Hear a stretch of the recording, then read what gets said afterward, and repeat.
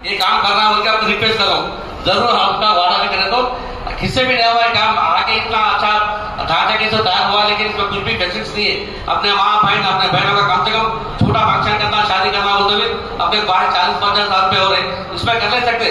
कम से कम रिक्वेस्ट किया है ये फंक्शन में भी जितने अधूरे काम आए अधूरे काम भी जल्दी करना बोल के हुकूमत से आपसे मैं रिक्वेस्ट करूँ, इतना बोल करके देता हूँ। जय हिंद जय का।